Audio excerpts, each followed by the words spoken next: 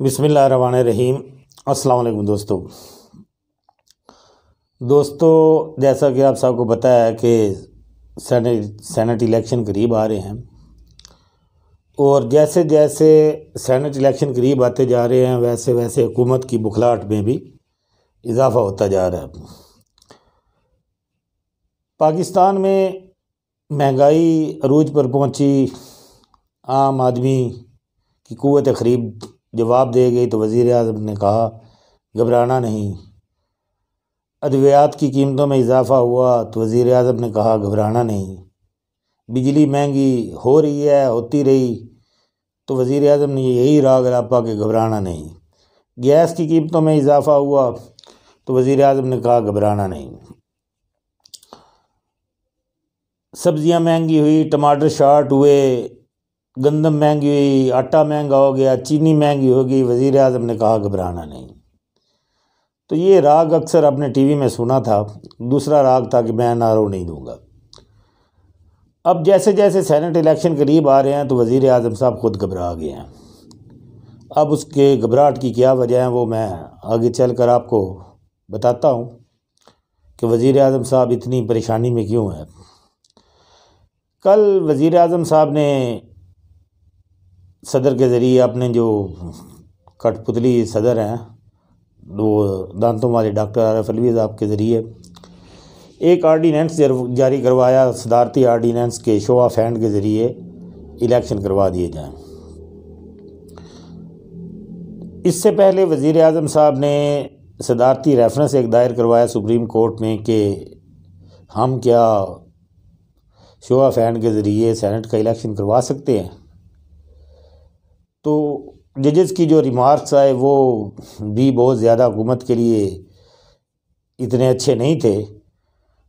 उसके बाद हुकूमत ने 3 दिन पहले असम्बली का सेशन था, उसमें बिल पेश किया। वो बिल भी अभी उस पर बहस तकरीबन नहीं हो रही थी। शोर शराबे और हंगामे और हुकूमती अरकान की बदतमीज़ियों की वजह से वो असम्बली का इजलास भी ख़त्म कर दिया गया। पहली बात तो ये है कि अगर सुप्रीम कोर्ट में आपने रेफरेंस दायर किया हुआ है तो उससे पहले आपने सदारती रेफरेंस क्यों जारी किया। ये एक तो खुला जो है ना, ये सुप्रीम कोर्ट की तज़हीक भी है और तौहीन अदालत भी है कि आपने उनसे राय मांगी है, लेकिन कबल इसके कि वो राय आप नहीं देते, आपने एक सदारती आर्डीनेंस के ज़रिए कानून बना दिया और ये मशरूत भी कर दिया गया कि सुप्रीम कोर्ट ने इनकार किया तो हम उसके लिए जो है वो सुप्रीम कोर्ट का हुक्म मानेंगे। अब जो बुनियादी बात आपको बताने वाली है कि वज़ीर आज़म की घबराहट के पीछे है क्या। वज़ीर आज़म की घबराहट के पीछे वज़ीर आज़म का अपना रवैया है।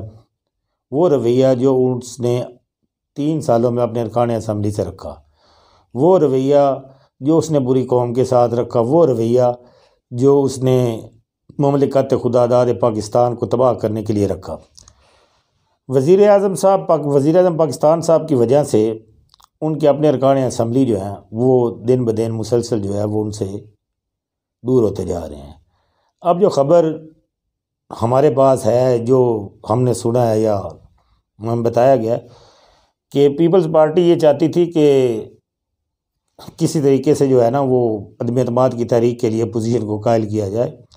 तो अभी तक तो खैर वो पेंडिंग पड़ा हुआ है, अभी तक उस पर फैसला नहीं हुआ। लेकिन पीपल्स पार्टी क्यों चाहती थी? पीपल्स पार्टी को यकीन है कि पीटीआई के अरकान असम्बली उनके साथ रवाबत में हैं और उनके ब्लॉक्स बन चुके हैं।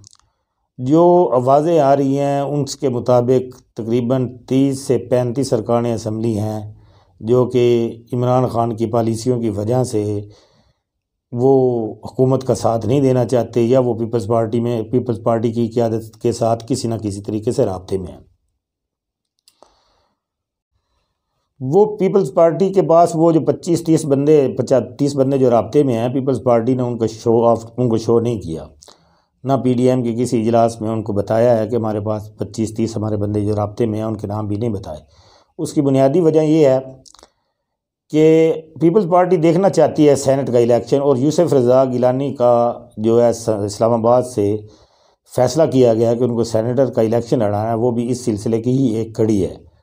अगर ये कामयाब हो जाती है तो इससे साफ वाज़ेह हो जाएगा और हुकूमत के लिए परेशानी भी बढ़ जाएगी कि मैं क्या करूँ। ये घबराहट का ही आलम है कि सदारती रेफरेंस सुप्रीम कोर्ट जाना और फिर अपने अरकान पर एतमाद ना होना और फिर उसको असम्बली में बिल पास पेश करना और फिर उसको पास भी ना करवा सकना और बहस भी ना करवा सकना और फारिग करवा देना।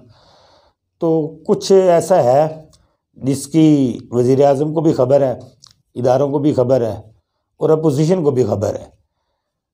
तो इसलिए वज़ीर आज़म की जो है वो उछल कूद, जो बंदरबाजियाँ हैं, वो सबको इसलिए हो रही हैं। अब वज़ीर आज़म की ये घबराहट जो है ये तो उस वक्त ख़त्म होगी जब ये इलेक्शन कम्प्लीट हो जाएंगे।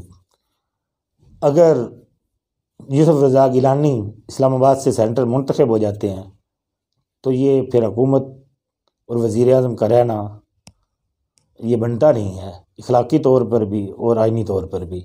देखते हैं क्या होता है, दुआ कीजिएगा। अल्लाह आपका हम सब का हामी नासिर हो। अल्लाह हाफ़िज़।